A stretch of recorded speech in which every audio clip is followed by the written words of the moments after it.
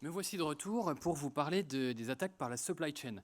Très bonne transition avec Franck, parce que finalement on voit quand même aujourd'hui que eh bien, beaucoup de grandes entreprises, de grandes organisations ont investi pour augmenter leur niveau de sécurité, et ce avec un certain succès quand même si tout n'est pas parfait.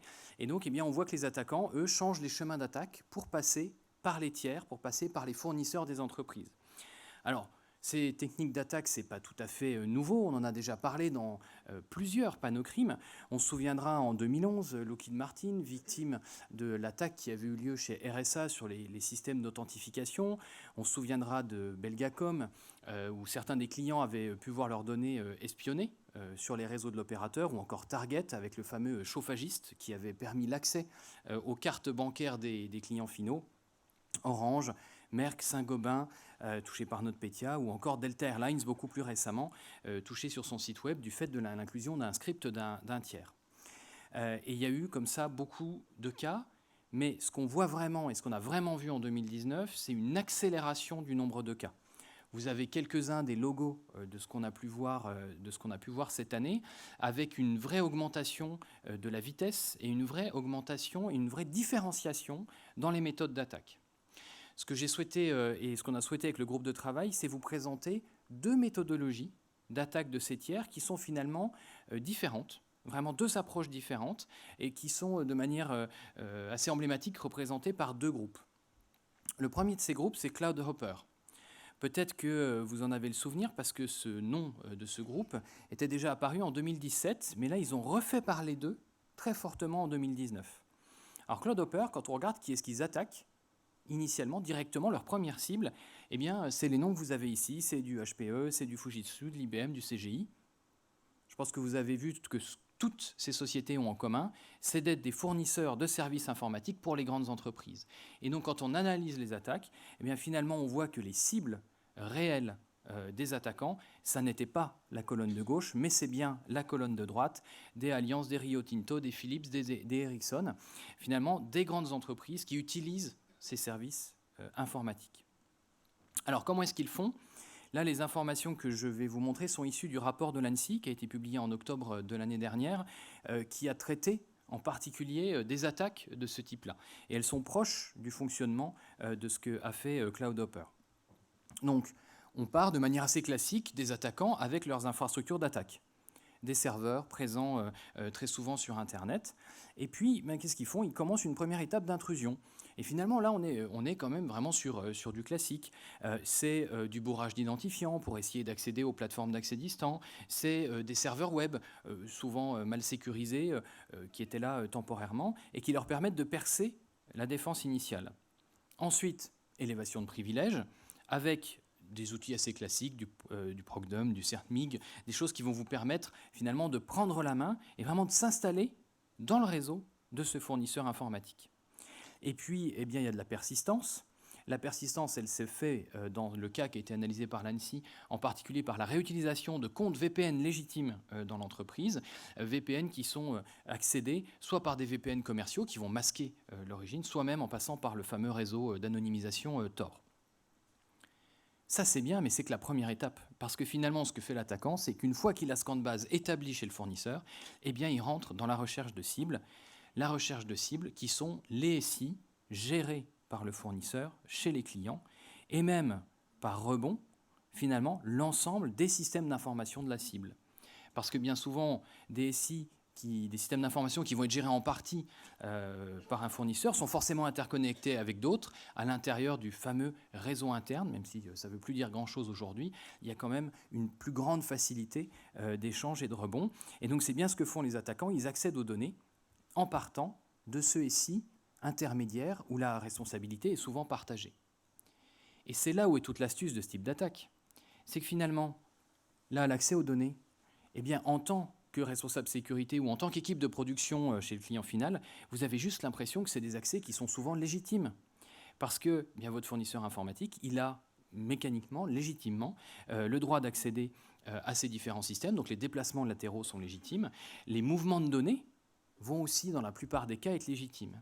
Et donc c'est quelque chose d'extrêmement difficile à détecter, parce que même l'étape d'exfiltration, des données, qui est souvent quand même un des signaux d'alarme qui font qu'on se rend compte qu'on a été attaqué, et bien cette exfiltration, elle se fait aussi par rebond, en passant par un camp de base établi dans le système d'information du fournisseur informatique.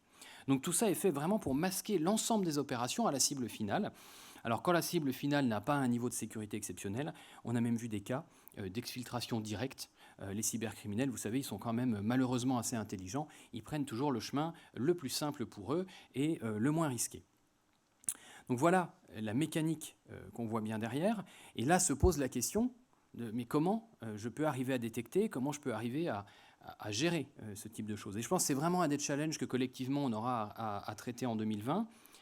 Il y a des astuces, il y a des choses qui existent. On peut parler, si on part de la droite, de regarder des volumes de données qui vont quand même être par moments anormaux, différentes typologies d'accès, des protocoles utilisés qui ne devraient peut-être pas l'être. À l'étape intermédiaire, on va parler aussi des volumes de stockage intermédiaire sur le camp de base chez le fournisseur, d'incohérences par exemple dans les horaires d'accès. Enfin, tout ça reste quand même très pointu. Et l'ANSSI nous alertait en particulier sur une astuce que vous pouvez peut-être tester chez vous, dans vos systèmes, c'est que les attaquants, finalement, il y avait une incohérence entre l'accès à distance qu'ils faisaient avec le VPN, en utilisant une identité volée d'un collaborateur, et puis ensuite les actions, finalement, de connexion au compte Windows, qui étaient avec une identité différente. Ce qui est un cas effectivement extrêmement rare, parce qu'un utilisateur lambda veut utiliser le même compte pour le VPN et pour accéder à son poste de travail. Là, l'incohérence à ce niveau-là était un des signaux d'alerte à rechercher pour voir si on était victime. Là, on voit, on est quand même sur un cas très pointu, très organisé, des attaquants qui savent ce qu'ils font et qui ont des cibles bien précises. C'est la stratégie de CloudHopper. Il y a un deuxième cas que je voulais évoquer, qui est le cas de Shadowhammer. Là, avec une stratégie différente, peut-être une approche plus opportuniste, qui s'est révélée en particulier en mars 2019, avec des communications et des révélations autour de l'attaque qui a touché le fabricant de matériel informatique Asus.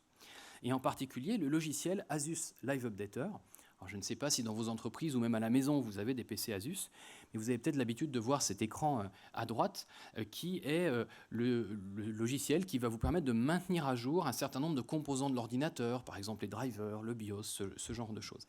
Et bien là, le groupe Shadowhammer a réussi à pénétrer l'éditeur, enfin le fabricant Asus, et à piéger ce logiciel de mise à jour. Ils l'ont piégé finalement en insérant un petit bout de code malveillant de manière assez discrète dans le logiciel de mise à jour. Ils l'ont resigné électroniquement. Ils avaient réussi à accéder au certificat qui leur permettait finalement de créer une version qui avait l'air complètement légitime, mais qui était piégée. Alors l'enquête a montré que heureusement, ils n'étaient pas allés jusqu'au fond de la chaîne de développement, qu'ils avaient juste piégé un peu la dernière étape. Mais quand même, ils arrivaient à pouvoir exécuter du code malveillant sur tous les systèmes. Et alors, qu'est-ce qu'ils faisaient avec ça? Parce que finalement, avec ça, vous touchez des centaines de milliers de PC potentiellement. Eh bien, ils ciblaient, eux, des machines très particulières. Les analyses ont montré qu'il y a eu 200 itérations de cette attaque qui, à chaque fois, comportaient un certain nombre d'adresses MAC. Alors, les adresses MAC, c'est les adresses uniques des ordinateurs, des composants réseau des ordinateurs, les cartes Ethernet, les cartes Wi-Fi, etc. Et donc, ils visaient que 600 adresses bien identifiées. Alors 600 adresses bien identifiées ou des fois quelques adresses aussi génériques, par exemple celle de modem 3G qui était utilisée assez largement. Mais donc on voit qu'on a un ciblage très large pour finalement à la fin aller sur quelque chose de plus précis. Alors ça, c'est ce groupe a œuvré sur Asus, mais pas que chez Asus. On s'en souvient parce que finalement, c'est le même groupe qui avait attaqué CCleaner, le petit utilitaire que je pense beaucoup d'entre vous utilisent le week-end pour aller réparer l'ordinateur du voisin, de la grand-tante ou de la grand-mère qui a eu des spyware. Eh bien, à cette époque-là, même attaque, même typologie d'attaque, 700 000 machines touchées et au final, 40 vraies machines infectées dans des cibles très précises. Ce même groupe a visé aussi 2 éditeurs de jeux vidéo, des éditeurs plutôt asiatiques, les noms vous diront peut-être pas grand-chose, Extreme Gaming et Zepeto, mais là, l'attaque a aussi visé toute la chaîne de développement et a fait plus de 92 000 victimes. Donc là, on est sur une stratégie différente parce que finalement, c'est des attaques qui sont assez diffuses, des attaques qui, on le voit, à chaque fois ont touché des centaines de milliers de PC, et en même temps, qui dans leur deuxième étape sont extrêmement ciblées. On parle de quelques centaines à chaque fois de cibles. Alors on peut se poser les questions de quels sont les objectifs finalement des attaquants de faire ça.